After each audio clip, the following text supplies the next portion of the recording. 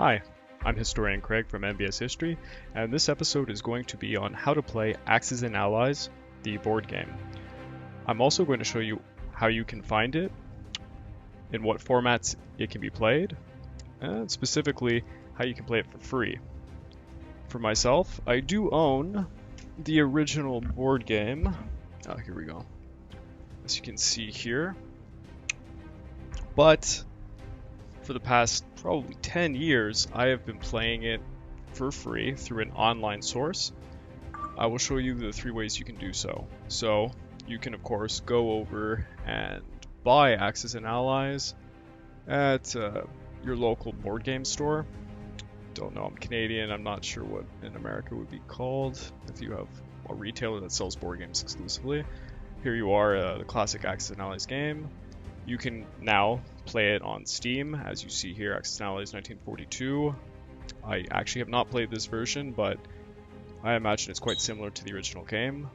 And this is where you can play it for free. So as you can see from the link, and I'll add all the links in the description of this video, TripleA is a source to play Axes and Allies. They are the ones who made the platform quite a long time ago. It's very impressive. Unlike the Steam version or the board games, as you can see here, these are all maps. There is an incredible amount of maps.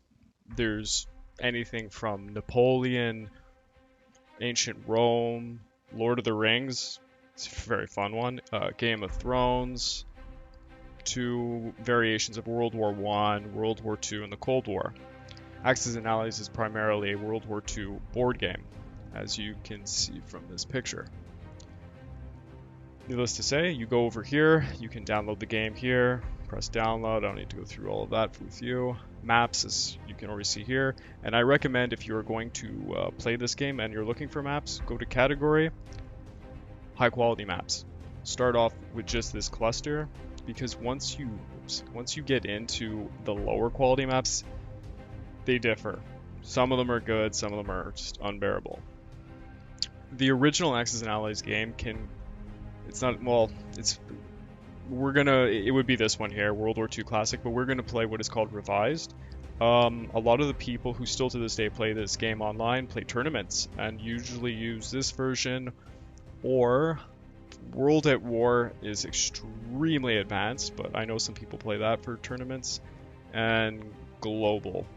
But for now, just for this being the first episode I'm doing, I'm going to show you World War II Revised. So once you download Axes and Allies, you get this screen, select map. Well, first you would go to download maps, obviously. I have downloaded probably 100 maps at this point. You would find them here, as you see, high quality, good quality, experimental. Stick in the high quality for now, and go through the list. Once you have your maps, select map. I have an extensive list, so bear with me. But as you can see here, it's highlighted World War II Revised. So you press OK. This is World War II. You can play as the Axis or the Allies. I will be playing against computers, which is a great feature. You can play, of course, against people. The game is made to be played against people. But with TripleA's format, you can play against computers. And I recommend easy, well, of course, if you're beginning, but to be blunt, the computer is not that difficult. Hard is pretty easy. So if I'm playing the Axis, I'm going to be playing Germany and Japan. So I will put myself to human. The rest will be computers. And then we will begin the game, where I will explain step by step everything I can possibly think of to get you started with Axes and Allies. So once you've started the game, and just for the means of showing you, I've just paused it and made it all human instead of AI. You will start by going to View, Map Zoom, and I like to put it at 75%. I find it's too big. Okay, so this is the game. So you can try and imagine looking at it, it pretty much is identical to the board game. For those of you who have never seen this game in your life, think of Risk if you've played that. It's similar, but much more advanced. Every territory has a number, As you can see, there's a 6 here, there's a 10 on Germany, a 6 over here. That indicates how much money that territory is worth.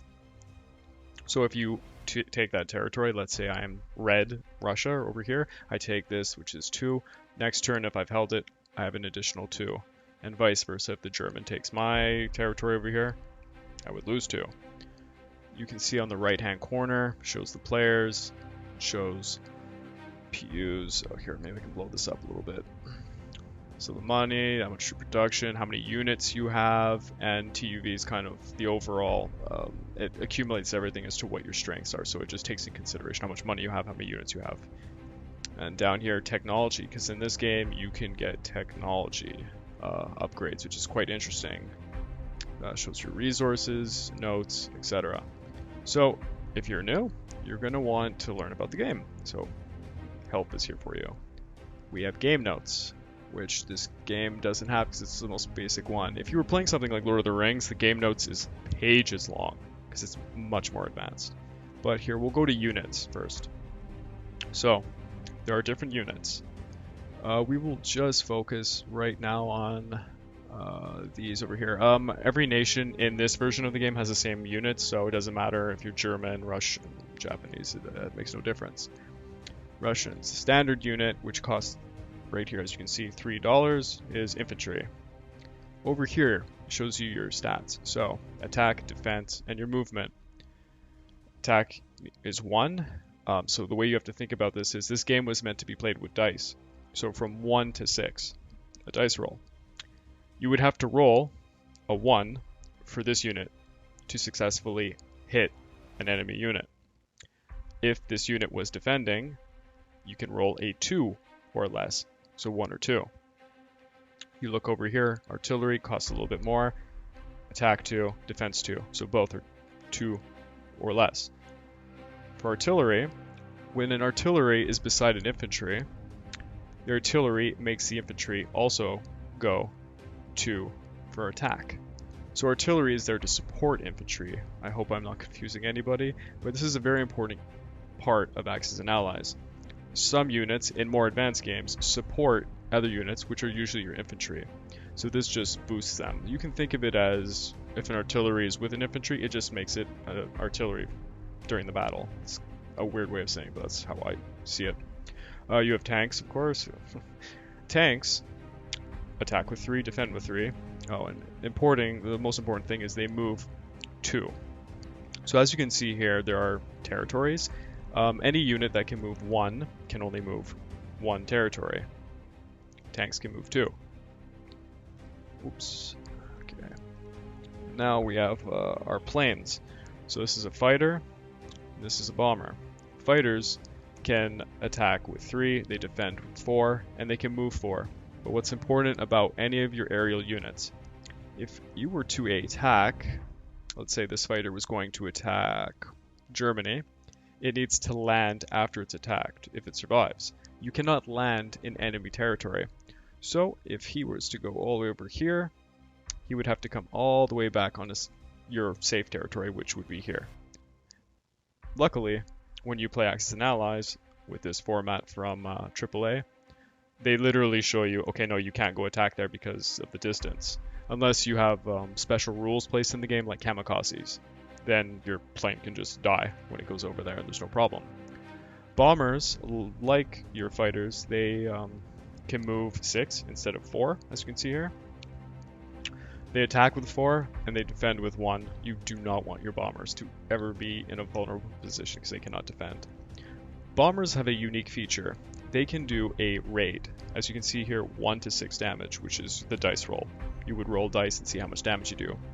These territorial icons here, you see these little factories. These are where your units can be built. The bombers can hit those, doing up to 6 damage. The damage is actually taking money away from that player. So it's like chipping away at their money so they can't defend themselves. That's a way to see it. Units, all in the sea. Transports can transport your ground units, so that's either infantry, artillery, or tanks. They can transport 2 infantry, or 1 infantry, 1 artillery, or 1 tank, 1 infantry. They cannot transport an artillery in a tank, or 2 tanks, or 2 artilleries. So you can see you always have to match 1 infantry with 1 of these, and that's their maximum capacity. They can move 2 spaces in the water, and the water is the same as the territorial you see on the land. So as, let's say the submarine, you can see here, you can go 1, 2, or here, okay, that's an actual transport. The tank goes on the transport, goes 1, 2.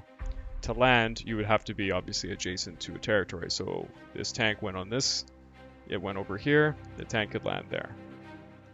Hope this is making sense. And then we have submarines. Submarines attack with 2, defend with 2, and can move 2. All units in the sea can move 2. Simple as that. Submarines have a special feature, stealth. What this means is when the submarine attacks, it gets to attack first, unless there's a destroyer present. Minor sub-rule. Whatever gets hit by a first strike from a submarine is not able to defend itself. It simply gets taken away. Then we have aircraft carriers. So aircraft carriers can attack with 1, depending on which game you're playing, defend with 3, move 2. Aircraft carriers have capacity for aircrafts, so they can hold up to 2 fighters on them. They are extremely useful and they defend quite well. You have destroyers, which attack with 3 and defend with 3, and they have anti-stealth. So when you have a destroyer present, if the enemy comes in with a submarine, that submarine can't first strike, nor can that submarine go back under the water. You see, with submarines, you have the option to simply just leave the battle. That doesn't mean your other units can, just your submarines can leave the battle. You also have battleships. They attack with 4, defend with 4, move 2, just like all the other ones. But as you can see here, this little indicator, they have 2 HP. For every single unit in this game, if it gets hit, and as the player who just received the hit, you get to choose which of your units die, I'll call it. Battleships require 2 hits to die. It's their unique feature in this game. That's why they cost $24. As you can see, that's a lot of money. You have anti-aircraft guns, which are usually already placed here in the game. One's over here in Germany, for instance. One's here in Western Europe and Southern Europe. Anti-aircraft guns work this way. Any aircrafts that are coming from the enemy, whether they're doing a raid, like a bomber, or attacking that territory, will go over your territory, and if you have one of these, they first get to roll dice. Depending on the dice roll, they simply kill those planes, and that goes for every single plane that goes in your territory. So whether I attack with 1 fighter or 10, they all, for one time, get attacked by this thing. Depending on the dice roll, they could all get destroyed, or none of them at all. So it's crucial to protect yourself from someone who's piling up on those fighters or bombers. Factory should be self-evident. That's where you can build units. You can build factories and place them. Depending on the value of the territory, limits how many units you can build on that. So Germany is 10, so up to 10 units can be built at a turn. You can see a 6 here, so 6, etc. Alright, so I've gone through all of the units. As you can see, the colors differentiate who's who. Japan is yellow, Russia's red, Germany's that standard gray, Britain's that really mucky brown color, and America is green, like money. Alright, now I'm going to play a full game to just kind of show you the most blunt, basic strategy, and I'll probably fast forward it because this can be a long game, and obviously I don't want this video to go on forever. But I'm pretty sure that covers the basics of that, and you'll understand a lot more when I play. The only thing I guess left to say is the turns. So you start in this game with tech roll. So I press tech roll, and you can see that there is a bunch of technology advancements. I'll explain them. Jet power allows it improves your fighters. Super subs improves your subs. It makes them like attack 3 and defend with 3. Long range aircraft adds additional movements on your fighters and bombers. So if your fighters can move 4 spaces, now they can move, I believe it's 6. Bombers move 6 spaces, now they can move 8. Rocket advances are interesting. So wherever you have a factory, you get a rocket that just every turn, it's automatic, hits an enemy local factory and does damage, which takes money away from them. So it's exactly like the bomber, but it's an automatic thing that just happens for you. Destroyer bombardment means, it's actually excellent to bring this up. Ships, such as battleships, have a unique feature where when you are attacking somebody, let's say you're transporting units and it's like D-Day, you're attacking Western Europe. If a battleship is present, the battleship gets 1 shot on any of those units, which is great because it attacks with 4. So with destroyer bombardment, destroyers are capable of doing this as well because regularly they're not able to. Heavy bomber, depends what game you're playing because the rules do change. Heavy bomber sometimes means that the bomber gets to hit twice, which is ridiculous. It really breaks the game. Or there's another type of rule where the bomber gets to hit twice, but then it just takes the best of the 2 dice rolls. So if one of them was a 6 and one of them was a 2, it gives you the 6, which is also pretty cool. Let's say as a joke, I put in each dice, because you have to roll a dice for a tech roll, costs 5, I roll, and I didn't get anything. So you can imagine it's a pretty big gamble when you're going to try and get a technological advancement. So the next thing you're allowed to do is buy. So I'm playing as Russia. I buy infantry because that's all Russia can really do, with 1 artillery to be special. You buy, press done, and the first movement active in the game is combat movement, because there's combat movement and then there's non-combat movement, which comes later. So I'll explain how this all works. So let's say I decide I would like to attack these guys right here. I have my 2 guys with artillery, 2 tanks, and the planes. And there you go. Okay. So I'm attacking. You could, of course, attack multiple places, blah, blah, blah, blah, blah, and then it'll show all the places you can see here in order, what you've clicked and what you're doing.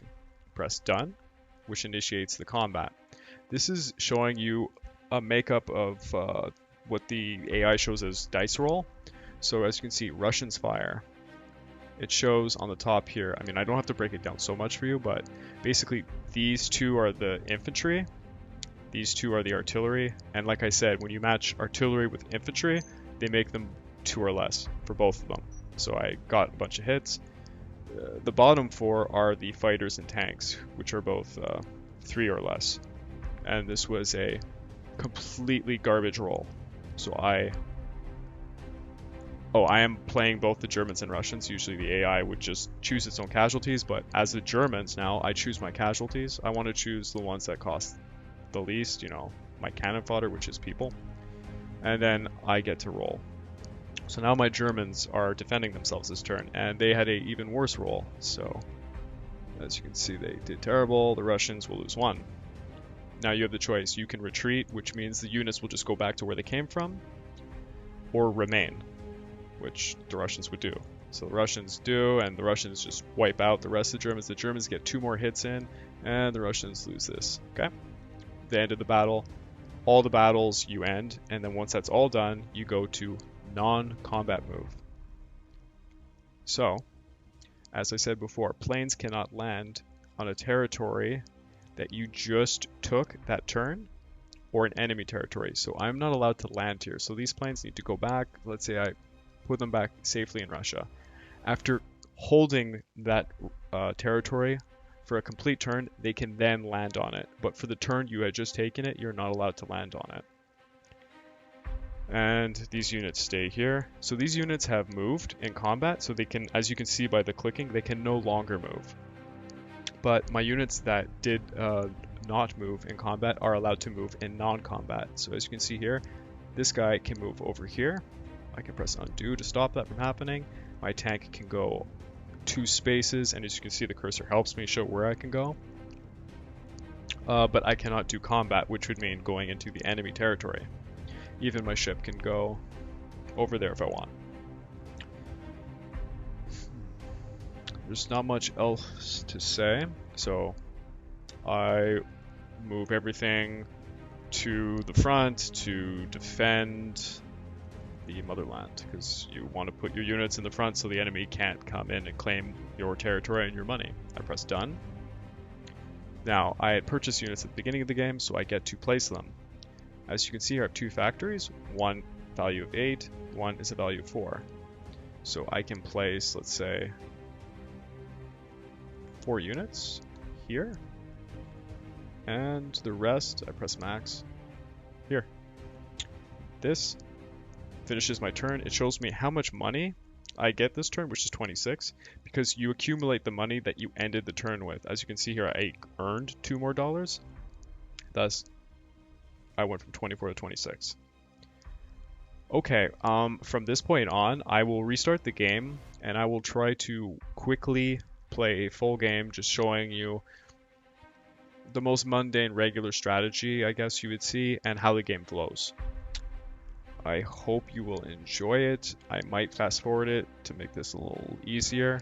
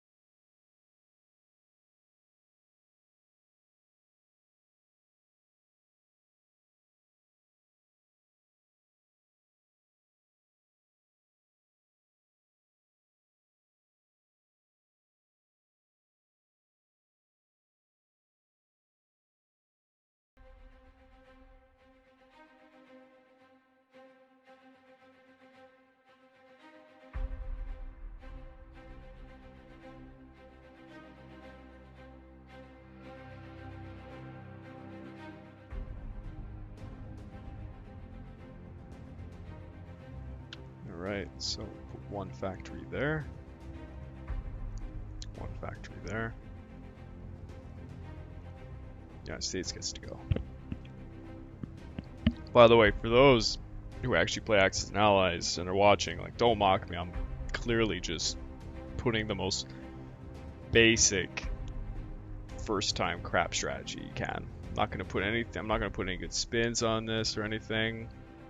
Just let it go and see what happens. Probably lose.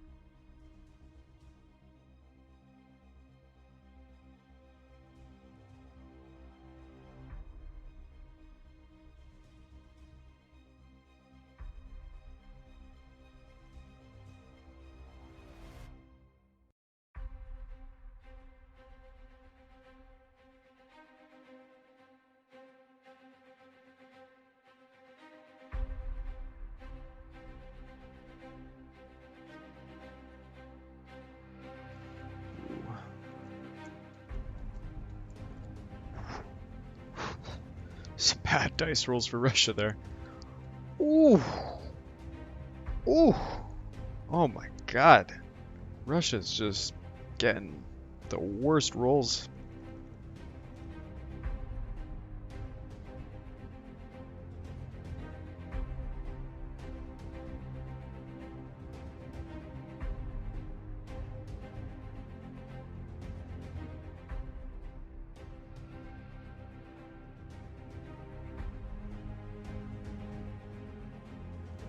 If it's not evident, I'm trying to just bull rush Moscow. It's pretty much a strategy you're going to run into in Germany.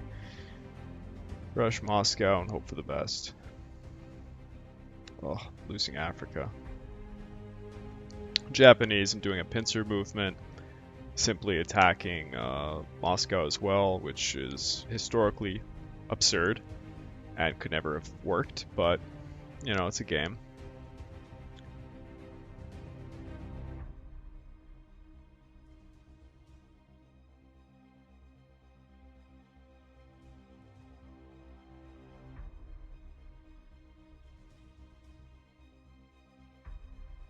Alright, you're gonna have to come back over there. This absurd Japan on steroids with tanks, which work, because, you know, in this game their tanks are the equivalent of a Panzer. But whatever, I won't nitpick. Oof, yeah, I'm getting hit hard. So now Germany's gonna have some problems. Gonna have to defend itself while trying to still suicide into Moscow. It's not gonna work so well. A lot of that money I had in Africa is completely lost. Completely like tossing this game by just like throwing units in the sea, not caring. It's kind of like a suicide gambit.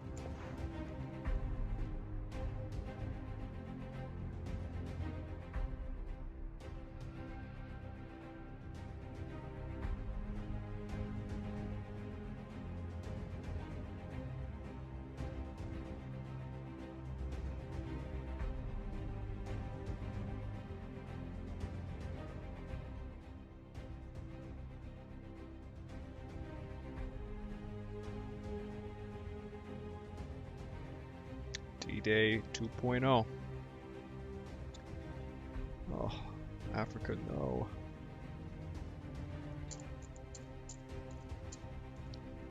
D-Day went real bad the second time round. Oh, Africa got defended. That one Africa core. And as for Japan, Japan is just going to abuse them.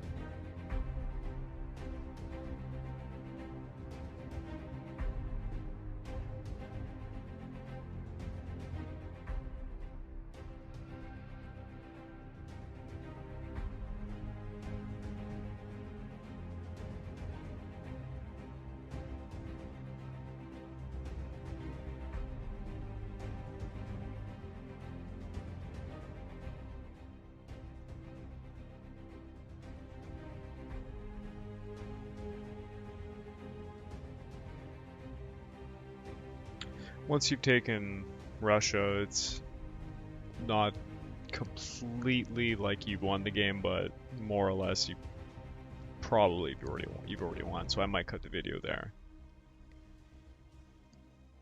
This is mundane, showing you taking the United States and Britain later. It's you win basically just because you have more money than them, because you have this entire continent, like in Risk.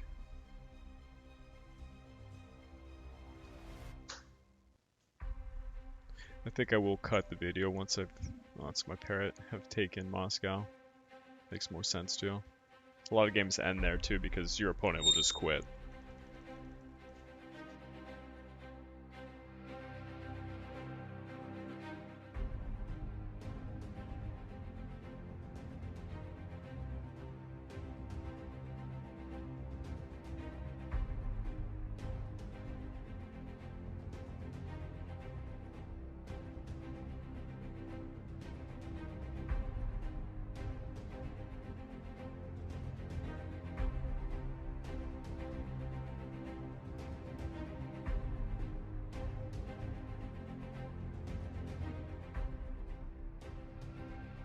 and I'll keep them the way they are. I could use these planes, but I won't.